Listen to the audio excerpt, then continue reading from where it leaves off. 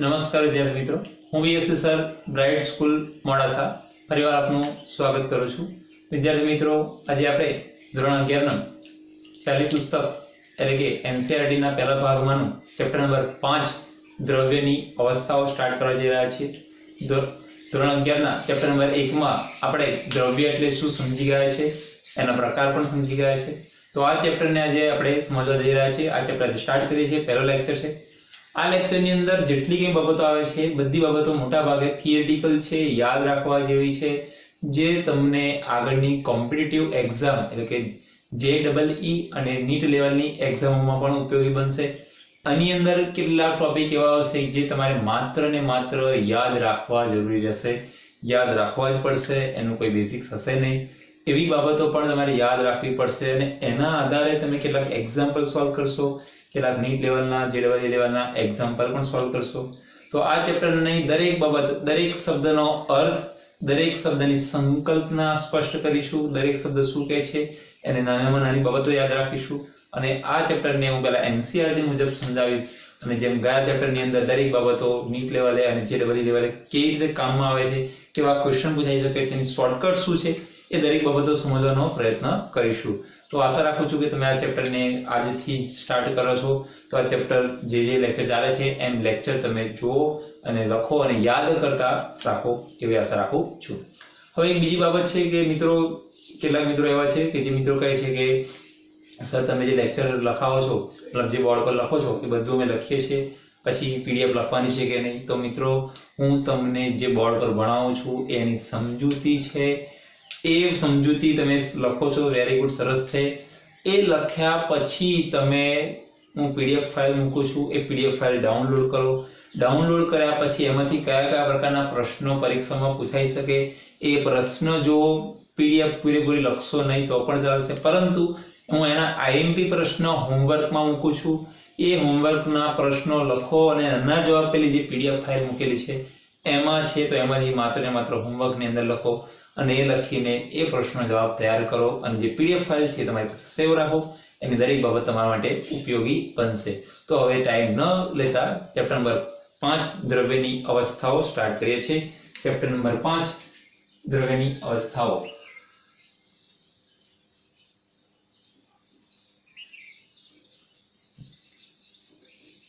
દ્રવ્યની અવસ્થાઓ.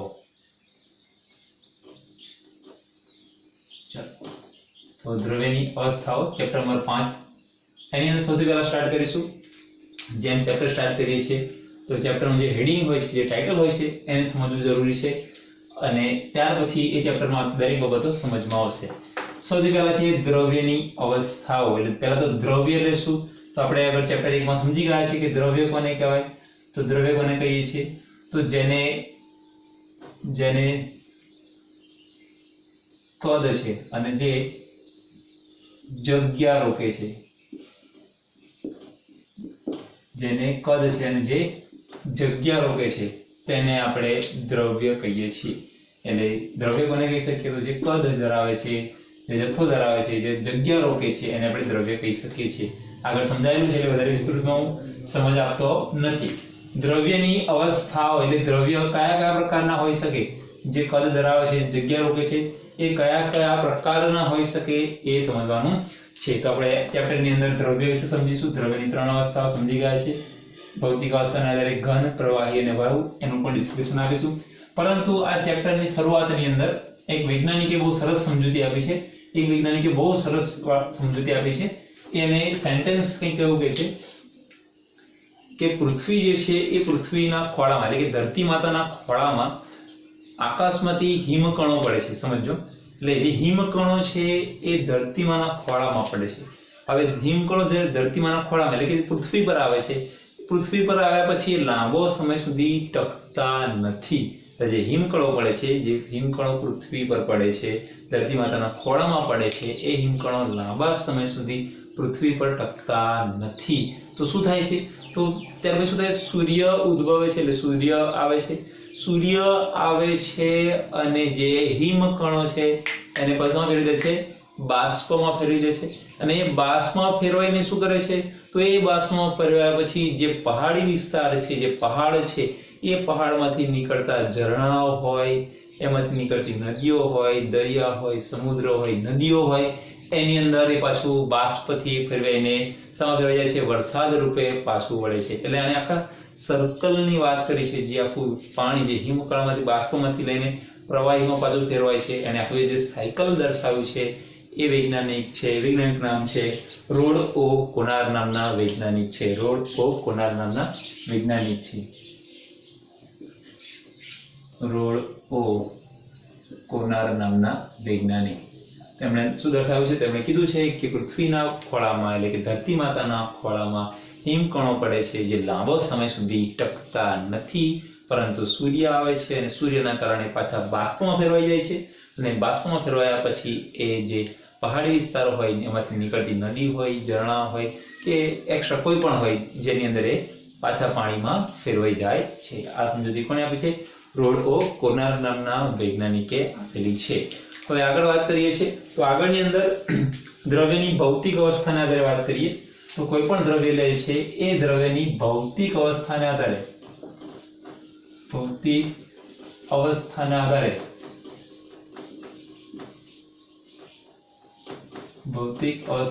આધારે એના 3 પ્રકાર પડે છે. ભૌતિક અવસ્થાના આધારે એના 3 પ્રકાર પડે છે. એક છે ઘન, બીજું પ્રવાહી અને ત્રીજું વાયુ. આ 3 પ્રકાર આપણે સમજી ગયા છે, ઘન, પ્રવાહી અને વાયુ. તો ઘનની અંદર શું થાય છે? તો ઘનની અંદર જે ઘટક કણો હોય છે, ઘનની અંદર જે ઘટક કણો હોય છે ને, સમજી ગયા છે. એ ઘટક કણો એકબીજાની કેવી રીતે ગોઠવાયેલા છે? અડીને ગોઠવાયેલા હોય છે, એકબીજાને સ્પર્શીને ગોઠવાયેલા હોય છે. જ્યારે પ્રવાહીમાં શું થાય છે? તો પ્રવાહીમાં ઘટક કણો એકબીજાથી થોડા દૂર ગોઠવાયેલા હોય છે. જ્યારે વાયુની અંદર શું થાય છે? તો વાયુની અંદર ઘટક કણો એકબીજાથી દૂર ગોઠવાયેલા હોય છે. મિત્રો, હું આકૃતિ બહુ વ્યવસ્થિત દોરતો નથી, સમજૂતી માટે ખ્યાલ આવે છે. તો આવું થવાનું કારણ શું છે? ઘનની અંદર આ ઘટક કણો એકબીજાની નજીક કેમ ગોઠવાયેલા છે? પ્રવાહીની અંદર ઘટક કણો એકબીજાથી દૂર ગોઠવાયેલા છે. વાયુમાં એમથી પણ વધારે ઘટક કણો દૂર ગોઠવાયેલા છે. તો એનું કારણ આપણે સમજી ગયા છે. એનું કારણ શું છે? ખૂબ જ અગત્યનું. આ ઘટક કણોને જોડી રાખતું બળ કયું છે? તો આંતર શબ્દ યાદ રાખજો. આંતર આણ્વીય આકર્ષણ બળ. આંતર આણ્વીય આકર્ષણ બળ એટલે આંતર આણ્વીય અણુની અંદર જે બળ રહેલું છે એને શું કહે છે? આંતર આણ્વીય આકર્ષણ બળ. ઘનની અંદર કેવું હોય છે? ખૂબ જ વધુ હોય છે. એટલા માટે ઘન સ્થિતિ ધરાવે છે, એટલે કે એના ઘટક કણો નજીક ગોઠવાયેલા હોય છે. જ્યારે એની અંદર આંતર આણ્વીય આકર્ષણ બળ કેવું હોય છે? ઓછું હોય છે. કેવું હોય છે? ઓછું. કોની સરખામણીમાં? ઘન કરતા ઓછું હોય છે, પરંતુ વાયુ કરતા વધારે હોય છે. જ્યારે વાયુમાં આંતર આણ્વીય આકર્ષણ બળ કેવું હોય છે? ખૂબ જ ઓછું હોય છે. કેવું હોય છે? ખૂબ જ ઓછું હોય છે, જેથી એના ઘટક કણો દૂર ગોઠવાયેલા હોય છે. આ બધી વસ્તુ આપણે ચેપ્ટર 1 માં સમજી ગયા છે, એટલે ફરી એને હું વધારે સમજાવતો નથી. જેને નથી લેક્ચર જો એ ચેપ્ટરનો પહેલો લેક્ચર જોઈ લેશે. બરાબર? તો આ સમજાવ્યું છે મેં તમને કે જે આંતર આણ્વીય આકર્ષણ બળ છે એ ઘનની અંદર વધારે હોય છે, પ્રવાહીમાં આંતર આણ્વીય આકર્ષણ બળ ઓછું હોય છે, વાયુમાં પણ સૌથી ઓછું હોય છે. તો જે આંતર આણ્વીય આકર્ષણ બળ છે એના વિશે શરૂઆતમાં આપણે ભણવું પડશે. તો શું છે આંતર આણ્વીય આકર્ષણ બળ? શું છે? એના કેટલા પ્રકારો હોઈ શકે? તો જે આપણે ઘન નક્કી કરીએ છીએ, પ્રવાહી નક્કી કરીએ છીએ, વાયુ નક્કી કરીએ છીએ. ફરી એક ક્વેશ્ચન પૂછું છું કે મિત્રો, જ્યારે આપણે સામાન્ય સ્થિતિમાં એટલે કે ઓરડાના તાપમાને સામાન્ય સંજોગોમાં કેટલીક વસ્તુ ઘન સ્વરૂપે જોવા મળે, કેટલીક સ્વરૂપ પ્રવાહી સ્વરૂપે જોવા મળે, કેટલીક વાયુ સ્વરૂપે જ હોઈ શકે છે. તો એનું હોવાનું કારણ શું છે? તો એનું જે હોવાનું કારણ છે એમાંનું એક કારણ કયું છે? આંતર આણ્વીય આકર્ષણ બળ. જો આંતર આણ્વીય આકર્ષણ બળ ખૂબ જ મજબૂત હશે, ખૂબ જ નજીક ગોઠવાયેલા હશે, ખૂબ વધારે હશે તો એ ઘન સ્થિતિમાં હશે. જો થોડા દૂર ગોઠવાયેલા હશે તો પ્રવાહી સ્થિતિમાં હશે, વધારે દૂર ગોઠવાયેલા તો વાયુ સ્વરૂપમાં હશે. તો જે આંતર આણ્વીય આકર્ષણ બળના કારણે તમે ઘન, પ્રવાહી અને વાયુ અવસ્થા નક્કી કરી શકો છો. ઘન, પ્રવાહી અને વાયુ અવસ્થા નક્કી કરી શકો છો, તો એ આંતરાણ્વીય આકર્ષણ બળ વિશે પહેલા આપણે સમજવું પડશે. એ આંતરાણ્વીય આકર્ષણ બળ શું છે એ સમજવું પડશે. તો અત્યારે આપણે કયો ટોપિક સ્ટાર્ટ કરીશું? આંતરાણ્વીય આકર્ષણ બળ. તો એને સમજી લઈએ સંપૂર્ણ રીતે અને એના પ્રકાર સમજી લઈએ. મિત્રો, અત્યારે હું જે કંઈ ભણાવવાનો છું એ ખૂબ જ અગત્યનો ટોપિક છે, જે પરીક્ષામાં પૂછાતો હોય છે. જે એના પ્રકારો જે છે એ પ્રકારો, જે 3 પ્રકાર છે, 3 પ્રકારમાંથી પરીક્ષામાં કોઈ એક પ્રકાર 100% તમારે લખવાનો થશે અને થશે જ. વારંવાર પૂછાતો પ્રશ્ન છે.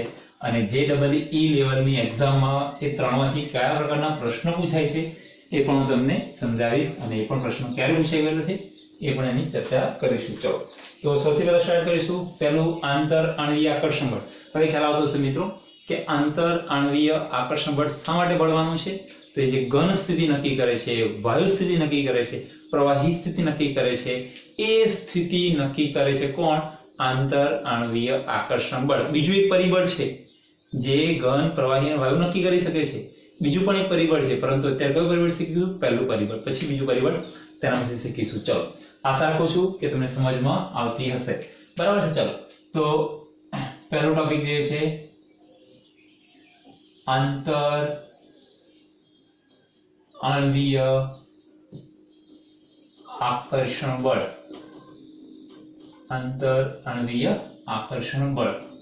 ચલો, એને બીજી ભાષામાં કેવું હોય તો એને કહી શકું આંતરાણ્વીય બળ પણ કહી શકું. યાદ રાખજો, આંતરાણ્વીય બળ પણ કહી શકું. ખ્યાલ છે? ત્રીજું એક નામ છે એનું વાન ડર વાલ્સ બળ. વાન ડર વાલ્સ બળ. આ 3 નામ યાદ રાખજો. 3 એક જ છે. આંતરાણ્વીય આકર્ષણ બળ કયો, આંતરાણ્વીય બળ કયો, અથવા વાન ડર વાલ્સ બળ કયો. વાન ડર વાલ્સ નામનો વૈજ્ઞાનિક છે. એના નામના અર્થે, એટલે કે એના નામ પરથી આ બળને વાન ડર વાલ્સ બળ કહેવામાં આવે છે. ચલો, તો વાન ડર વાલ્સ બળ શું છે સમજી લઈએ. મિત્રો, અત્યારે હું માત્ર તમને સમજૂતી આપીશ. હું બોર્ડ પર પ્રશ્નનો જવાબ લખતો નથી. બોર્ડ ઉપર પ્રશ્નનો જવાબ લખતો નથી. એટલે કેટલાક મિત્રો શું સમજે કે સાહેબ જવાબ લખે છે એટલો જવાબ અમારે લખવાનો છે. ના, હું આ આંતરાણ્વીય આકર્ષણ બળ એટલે કે વાન ડર વાલ્સ બળ શું છે એ સમજાવીશ. માત્ર સમજૂતી આપીશ. એનો જવાબ ક્યાંથી મળશે તમને? પરીક્ષામાં પૂછાય કે વાન ડર વાલ્સ બળ સમજાવો, તો જવાબ ક્યાંથી મળશે? તો એ જવાબ તમારે PDF માંથી જોઈ લેવાનો.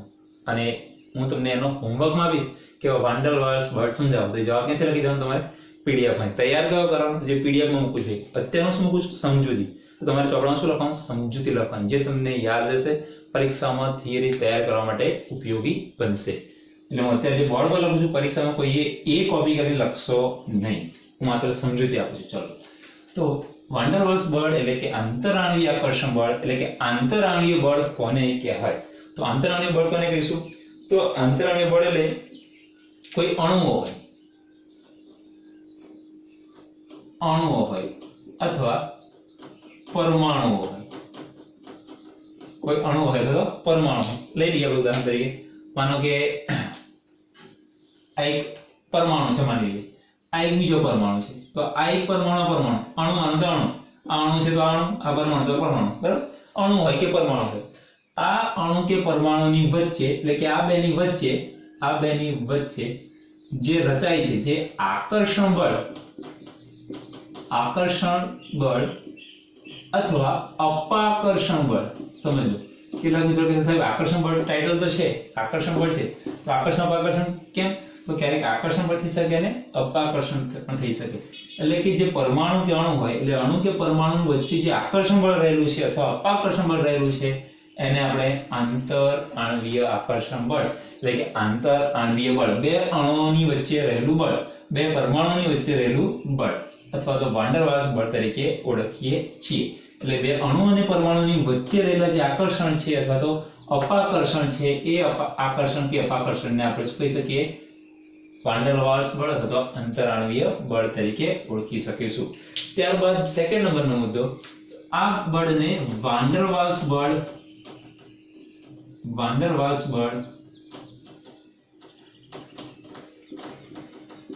પણ કહે છે. શા માટે કહે છે? કારણ કે ડચ વૈજ્ઞાનિક જેનું નામ છે જોહાનિસ વાન્ડરવાલ્સ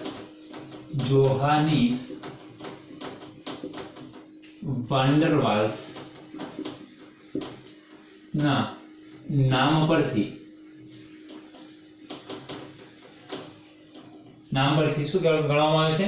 એને વાન્ડરવાલ્સ બળ કહે છે. એટલે વાન્ડરવાલ્સ બળ શા માટે કહે છે? તો જે ડચ વૈજ્ઞાનિક છે જોહાનિસ વાન્ડરવાલ્સ નામના, એના માનમાં આ બળને શું કહેવામાં આવે છે? વાન્ડરવાલ્સ બળ કહે છે. એટલે પહેલા મુદ્દામાં શું સમજાય? તો વાન્ડરવાલ્સ બળ શું છે? તો અણુ અને પરમાણુ વચ્ચે રહેલું બળ છે, અથવા તો આકર્ષણ છે, અથવા તો અપાકર્ષણ છે. ત્યારબાદ જે ડચ વૈજ્ઞાનિક છે વાન્ડરવાલ્સ નામના વૈજ્ઞાનિક છે, એના નામ પરથી એને વાન્ડરવાલ્સ બળ નામ આપવામાં આવેલું છે. બરાબર. ચલો આગળનો ટોપિક જોઈએ. ખાસ અગત્યનો ટોપિક છે, એટલે કે ખાસ અગત્યનો મુદ્દો છે, સમજીએ. આગળનો મુદ્દો, પહેલો મુદ્દો, સેકન્ડ મુદ્દો અને થર્ડ મુદ્દો. ચલો થર્ડ મુદ્દાની અંદર શું સમજીએ? તો વાન્ડરવાલ્સ બળમાં કેટલીક બાબતોનો સમાવેશ કરવામાં આવતો નથી. વાન્ડરવાલ્સ બળોમાં સમાવેશ થતો નથી. વાન્ડરવાલ્સ બળમાં સમાવેશ થતો નથી. તો કઈ બાબતોનો સમાવેશ થતો નથી? સમજો કે વાન્ડરવાલ્સ જે બળ છે એમાં કોનો સમાવેશ ન કરી શકાય, કોનો સમાવેશ કરવામાં આવતો નથી? તો ત્રણ બાબત છે. આ પ્રશ્ન MCQ માં અથવા 1 માર્ક્સમાં પૂછાઈ શકે કે વાન્ડરવાલ્સમાં કઈ બાબતોનો સમાવેશ થતો નથી. ત્રણ ઓપ્શન્સ આપેલા હોય તો A B C ત્રણ જવાબ આવી શકે. જો ત્રણમાંથી કોઈ એક ઓપ્શન હોય તો જવાબ આવી શકે. એટલે કયા બળો છે, તો કઈ બાબતો છે એ વાન્ડરવાલ્સમાં સમાવેશ થતો નથી? તો કઈ બાબત છે તો સમજીએ. સૌથી પહેલી બાબત ચાલો, તો સૌથી પહેલી બાબત છે આયનીય બંધનો સમાવેશ ન થાય. આયનીય બંધનો સમાવેશ થશે નહીં. એટલે આયનીય બંધનો સમાવેશ ક્યાં નહીં થાય? તો વાન્ડરવાલ્સ બળમાં ક્યારેય પણ આયનીય બંધ આવે નહીં. એનો મતલબ એવો થાય કે વાન્ડરવાલ્સમાં આયનીય બંધ આવશે નહીં. તો આયનીય બંધ ક્યારે થાય સમજીએ. તો એક સમજીએ. દાખલા તરીકે હું એક સંયોજન લઉં જેનું નામ છે NaCl, સોડિયમ ક્લોરાઇડ છે. બરાબર છે. એ સોડિયમ ક્લોરાઇડ ની અંદર એક ધન આયન છે Na+,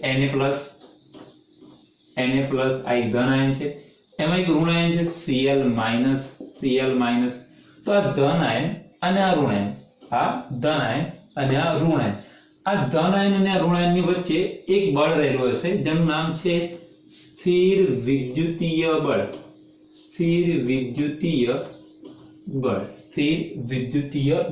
એટલે કે ધન આયન અને ઋણ આયન વચ્ચે જે સ્થિર વિદ્યુતીય બળ છે જેને આપણે શું કહીએ છીએ? આયનીય બંધ. એટલે આયનની વચ્ચે, ધન આયન અને ઋણ આયનની વચ્ચે, ધન આયન અને ઋણ આયન, આયનીય બંધ કેમ? કે ધન આયન અને ઋણ આયનની વચ્ચે જે બંધ રહેલો છે એને શું કહીશું આપણે? આયનીય બંધ કહીશું. એટલે ધન આયન અને ઋણ આયન એટલે વિરુદ્ધ વીજભાર ધરાવતા, વિરુદ્ધ વીજભાર એટલે ધન વીજભાર છે, ઋણ વીજભાર છે. એટલે વિરુદ્ધ વીજભાર ધરાવતા આયનો વચ્ચે રહેલું સ્થિર વિદ્યુતીય બળનો સમાવેશ વાન્ડરવાલ્સમાં થશે નહીં. એનો અર્થ એવો થયો. ચાલો, એટલે વિરુદ્ધ વીજભાર ધરાવતા આયનો વચ્ચે રહેલું સ્થિર વિદ્યુતીય બળનો સમાવેશ વાન્ડરવાલ્સમાં થશે નહીં. તો પહેલો મુદ્દો છે કયો? આયનીય બંધ. એટલે આયનીય બંધનો સમાવેશ વાન્ડરવાલ્સમાં થશે નહીં. બરાબર. ચલો સેકન્ડ નંબરનો મુદ્દો. બીજો તો સહસંયોજક બંધ. એટલે સહસંયોજક બંધનો સમાવેશ પણ ક્યાં નહીં થાય? વાન્ડરવાલ્સમાં થશે નહીં. તો સહસંયોજક બંધને સમજીએ આપણે. તો સમજીએ. હું એક અણુ લઉં, મને કે આ એક અણુ લીધો. બરાબર છે. આ અણુની અંદર ઘણા બધા પરમાણુ રહેલા છે. અણુની અંદર માની લો કે ઘણા બધા પરમાણુ રહેલા છે. બરાબર. રેન્ડમલી દોરી દઉં છું. ઘણા બધા પરમાણુ રહેલા છે. આ દોરી દીધા આપણે. બરાબર. ચાલો સમજીએ. તો અણુની અંદર પણ રહેલા છે, પરમાણુ રહેલા છે. તો આ અણુ અને અણુનીમાં રહેલા જે પરમાણુ છે એમાં બે પરમાણુ લઈ લો. બરાબર. તો આ બે પરમાણુ વચ્ચે જે રહેલું છે, જે બે પરમાણુ વચ્ચે જે બળ રહેલું છે, જે બે પરમાણુ વચ્ચે બંધ રહેલો છે, એટલે જે બે પરમાણુને જોડી રાખે છે, બે પરમાણુને જોડી રાખતું બળ, બે પરમાણુઓને જોડી રાખતું બળ. બરાબર છે. એનો પણ સમાવેશ ક્યાં થાય? વાન ડર વાલ્સમાં. તો બંનેને જોડી રાખતું બળ કયું છે? તો એ સહસંયોજક બંધ છે. કયો છે? સહસંયોજક બંધ છે. કયો છે? સહસંયોજક બંધ છે. એટલે જે સહસંયોજક બંધ છે એટલે કે અણુમાં રહેલા જે પરમાણુને જોડી રાખતું બળ છે એ બળનો સમાવેશ પણ ક્યાં થાય? વાન ડર વાલ્સમાં સમાવેશ થતો નથી. તો વાન ડર વાલ્સમાં બે બળનો સમાવેશ થતો નથી. એક આયનીય એટલે બે વિરુદ્ધ વીજબળ ધરાવતા આયનો વચ્ચે જે સ્થિર વિદ્યુતીય બળ એટલે પોઝિટિવ નેગેટિવ બંને કોમન, બંને સમાન છે એટલે સ્થિર વિદ્યુતીય બળ છે એનો સમાવેશ ન થાય. ત્યારબાદ અણુમાં રહેલા જે પરમાણુ છે એ પરમાણુને જોડી રાખતું જે બળ છે એનો સમાવેશ પણ ક્યાં નહીં થાય? વાન ડર વાલ્સમાં સમાવેશ થશે નહીં. ત્યારબાદ આગળની બાબત 9 મુદ્દો 3 મુદ્દા હતા 1 2 3 3 ની અંદર બે બાબતો છે. ત્રીજી બાબત ઉમેરી અંદર ત્રીજી બાબત થર્ડ બાબત કઈ છે સમજો. થર્ડ બાબત તો ત્રીજી બાબત જે છે એ આયન અને દ્વિધ્રુવ વચ્ચે એટલે કે થર્ડ બાબત આયન અને દ્વિધ્રુવ વચ્ચેનો બંધ. દ્વિધ્રુવ અને આયન એટલે તમને ખબર છે ધન આયન કે ઋણ આયન ગમે તે હોઈ શકે. દ્વિધ્રુવ એટલે જેમાં પ્લસ અને માઇનસ બંને આયન હોય એટલે કે દ્વિ એટલે બે, ધ્રુવ એટલે ધન ધ્રુવ અને ઋણ ધ્રુવ એટલે જેમાં ધન ધ્રુવ અને ઋણ ધ્રુવ હોય એવા. એટલે આયનની અંદર વાત કરો સમજો. આયનની અંદર વાત કરો તો કોઈ આયન લઈ લો, માનો કે H+ લઈ લો. આ એક H+ આયન છે, ધન આયન છે. આ H+ છે. દ્વિધ્રુવ મારી પાસે એવો હોય જેને બે ધ્રુવ હોય તો લઈ લો હું OH- અને H+. તો આ એક અણુ થયો. આ એક દ્વિધ્રુવ ધરાવતો અણુ છે અને એક આ આયન છે. એટલે આયન અને દ્વિધ્રુવ અણુ, આયન અને દ્વિધ્રુવ અણુ. હવે આની પાસે કયો છે? પ્લસ ચાર્જ છે. આની પાસે કયો છે? માઇનસ ચાર્જ છે. આની પાસે પ્લસ ચાર્જ છે, આની પાસે માઇનસ ચાર્જ છે. તો શું થશે? આ બંને વચ્ચે આકર્ષણ રહેશે. પ્લસ અને માઇનસ શું થશે? બંને વચ્ચે આકર્ષણ રહેશે. તો જે આ આકર્ષણ છે એ આકર્ષણનો પણ સમાવેશ ક્યાં થાય? વાન ડર વાલ્સ બળમાં થશે નહીં. ક્યાં થાય? વાન ડર વાલ્સ બળમાં થશે નહીં. તો ત્રણ બાબત જે છે જે વાન ડર વાલ્સનો સમાવેશ થતો નથી. કઈ બાબત? એક આયનીય બંધ, ધન આયન અને ઋણ આયન વચ્ચે જે સ્થિર વિદ્યુત બળ રહેલું છે એનો સમાવેશ ના થાય. સેકન્ડ નંબર, જે અણુ છે એમાં રહેલા પરમાણુઓ જે છે એ પરમાણુને જે જોડી રાખતું બળ છે એનો સમાવેશ ક્યાં નથી થતો?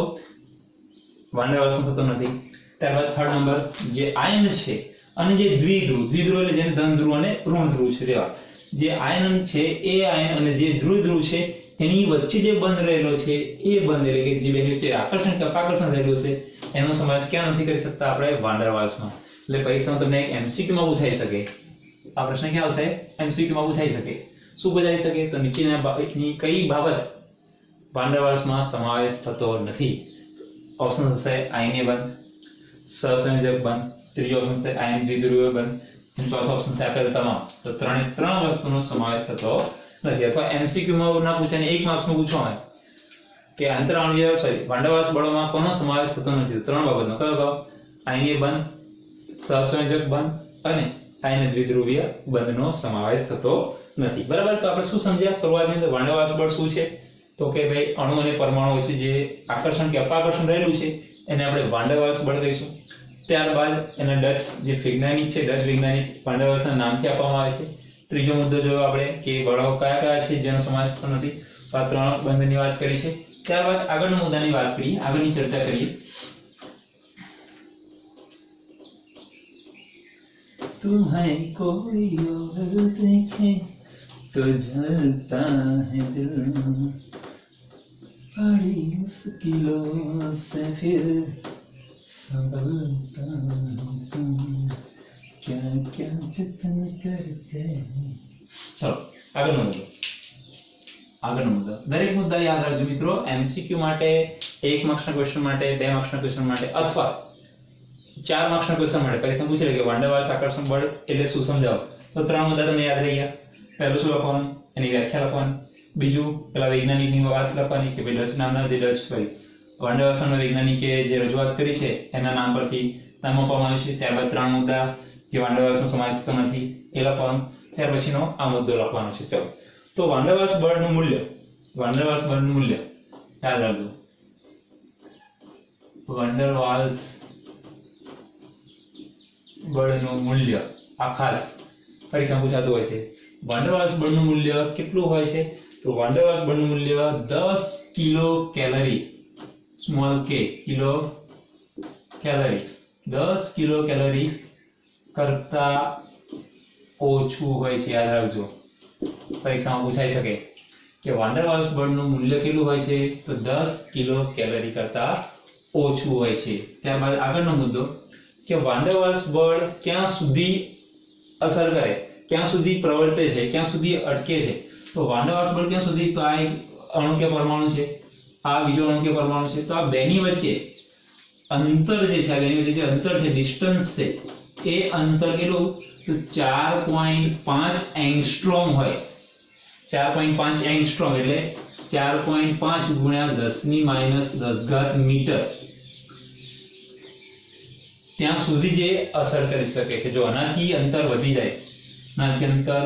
જાય, તો એ વાંડરવાલ્સ બળ અસર કરશે નહીં. તો ક્યાં સુધી અસર કરે? તો આ બેની ડિસ્ટન્સ કેટલું હોવું જોઈએ? 4.5 એંગસ્ટ્રોમ જેટલું હોય તો એ અસર કરી શકે છે, ત્યાં પ્રવર્તી શકે છે. અથવા 4.5 ગુણ્યા 10⁻10 મીટર પણ તમે લખી શકો છો, પણ એક્ઝેક્ટલી કેવું લખવાનું? 4.5 એંગસ્ટ્રોમ. મિત્રો 4.5 એંગસ્ટ્રોમ એટલે 4.5 ગુણ્યા 10⁻10, એટલે નીચે લઈ આવો 10⁻10 થાય. 10⁻10 એટલે કિંમત કેટલી થાય? ખૂબ જ નાની થાય. ખૂબ જ નાની એટલે બે પરમાણુ અહીંયા, બીજો પરમાણુ અહીંયા, એકદમ નજીક જોડાયેલા છે, નરી આંખે જોઈ શકાય નહીં.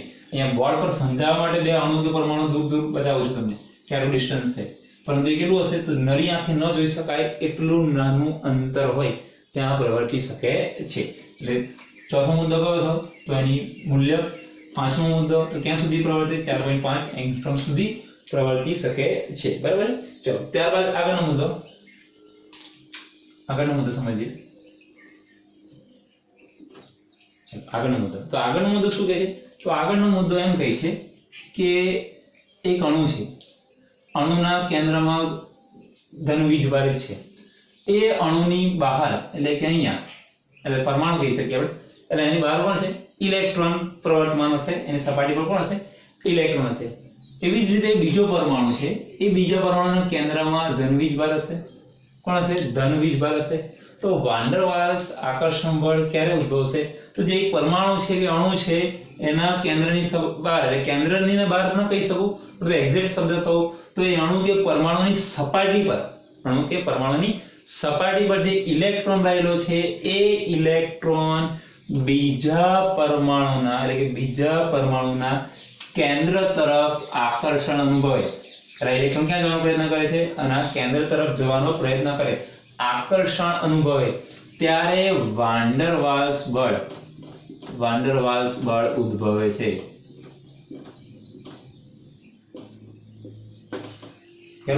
વાંડરવાલ્સ બળ ઉદ્ભવે છે. મિત્રો, હું જેટલી પણ ફિગર ડ્રો કરું છું માત્ર ને માત્ર સમજૂતી માટે ડ્રો કરું છું. પરીક્ષામાં તમારે દરેક સમજૂતીને શબ્દમાં વર્ણન કરવાનું થશે, અને કેવું વર્ણન કરવાનું થશે તો હું તમને પીડીએફ ફાઇલ મોકલી આપીશ. બરાબર છે? તો આ તમારે યાદ રાખવાનું છે કે વાંડરવાલ્સ બળ ક્યારે ઉદ્ભવે? તો એક પરમાણુનું હોય કે અણુ હોય, એની સપાટી પર રહેલા ઇલેક્ટ્રોન એ બીજા પરમાણુના કેન્દ્ર તરફ આકર્ષાય છે ત્યારે શું ઉદ્ભવે છે? વાંડરવાલ્સ બળ ઉદ્ભવે છે. બરાબર? તો આ એક બીજો આગળ મુદ્દો. ત્યાર પછી આપણે એના પ્રકાર સમજવાના છે. તો આપણે કુલ કેટલા મુદ્દાની વાત કરીએ કે વાંડરવાલ્સ બળમાં કુલ કેટલા મુદ્દા હોય છે? તો વાંડરવાલ્સ બળની અંદર સૌથી પહેલાની વ્યાખ્યા આવી, ત્યારબાદ વૈજ્ઞાનિકનો ઉલ્લેખ કર્યો આપણે કે વાંડરવાલ્સ વૈજ્ઞાનિકના નામમાં એને વાંડરવાલ્સ બળ કહેવામાં આવે છે. ત્યારબાદ 3 એવા બળ છે અથવા 3 એવી બાબત છે કે જેનો વાંડરવાલ્સમાં સમાવેશ થતો નથી. આયનીય, સહસંયોજક અને આયન દ્વિધ્રુવીયની વાત કરી. ત્યાર પછીનું એનું મૂલ્ય 10 કિલો કેલરી કરતાં પણ ઓછું હોય. ક્યાં સુધી પ્રવર્તે? તો બે અણુઓ હોય કે બે પરમાણુ હોય એની વચ્ચે અંતર કેટલું? 4.5 એંગસ્ટ્રોમ હોય ત્યાં સુધી એ પ્રવર્તી શકે છે. ત્યારબાદ એના કેન્દ્રથી કેન્દ્રમાં એટલે કે અણુ ઇલેક્ટ્રોન છે ક્યાં કેન્દ્રમાં ખેંચાય ત્યારે વાંડરવાલ્સ બળ ઉદ્ભવે છે. તો આપણે આ વાંડરવાલ્સ બળ શું છે એ સમજી ગયા. હવે શું કરીશું? તો હવે વાંડરવાલ્સ બળના પ્રકારો સમજીશું, એટલે કે આંતરઆણ્વીય આકર્ષણ બળના પ્રકારો, અથવા આપણે એમ કહી શકીએ કે આંતરઆણ્વીય બળના પ્રકારો સમજીશું. બરાબર છે? અને દરેક બળનો પ્રકાર પરીક્ષામાં અગત્યનો છે.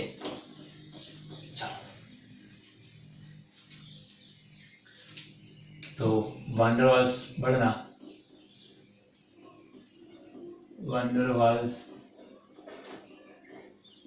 બળના પ્રકારો. ચલો, વાન ડર વાલ્સ બળના પ્રકારો. સૌથી પહેલો પ્રકાર જેને કહીશું આપણે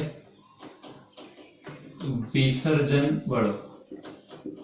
વિસર્જન બળો અથવા આપણે એને લંડન બળો કહીશું. વિસર્જન બળો અથવા તો લંડન બળો કહીશું. એટલે પહેલો પ્રકાર છે વિસર્જન બળો કયો અથવા તો લંડન બળો કયો. બંને એક જ છે અને ઇંગ્લિશમાં કહીશું આપણે ડિસ્પર્ઝન બળો કહેવાય. ડિસ્પર્ઝન ફોર્સ. ડિસ્પર્ઝન ફોર્સ અને કહીશું તો લંડન બળ કહીશું. ચલો, બીજો પ્રકાર છે એ છે દ્વિધ્રુવ બળ. દ્વિધ્રુવ બળ. આની અંદર પ્રબળ H બંધનો સમાવેશ કરી શકાય. પ્રબળ હાઇડ્રોજન બંધનો સમાવેશ કરી શકાય. પ્રબળ હાઇડ્રોજન બંધનો સમાવેશ કરી શકાશે. બરાબર છે. ચલો, ત્યાર પછી આ વસ્તુ યાદ રાખજો. આના આધારે JEE ની અંદર 2014 માં એક ક્વેશ્ચન પૂછાયો હતો. જ્યારે હમણાં આવશે ત્યારે સમજાવીશ શું પૂછાયો હતો. JEE મેન્સ ની અંદર 2014 માં એક ક્વેશ્ચન પૂછાયો હતો આટલા સેન્ટેન્સના આધારે. બરાબર છે. અને તમે યાદ રાખશો કે દ્વિધ્રુવ બળને આધારે તો તમને જવાબ વગર લખે ડાયરેક્ટ જવાબ આપી દેશો. બરાબર છે. ચાલો, એટલે દ્વિધ્રુવ બળની અંદર કોનો H બંધ છે, H બંધ સમાવેશ થાય એ યાદ રાખજો. બરાબર છે. ચાલો, ત્યારબાદ દ્વિધ્રુવ પ્રેરિત દ્વિધ્રુવ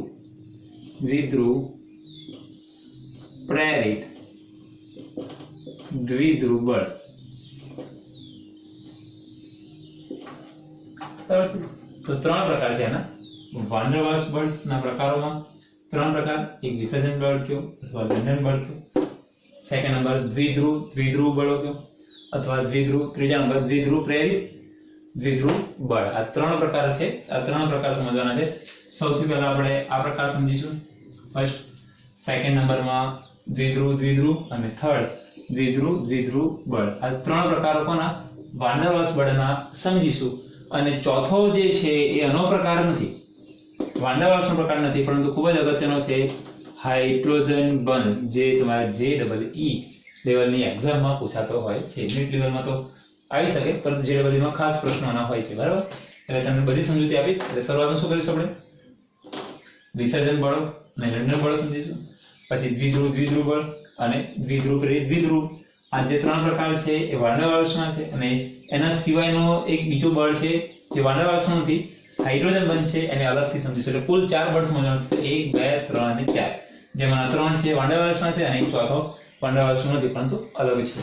તો આપણે સમજવાના ટ્રાય કરીશું. અત્યારે સ્ટાર્ટ કરીએ છીએ વિસર્જન બળો, એટલે કે લંડન બળો શું છે એ સમજી લઈએ, પછી અને સમજીશું ત્યાં સમજીશું.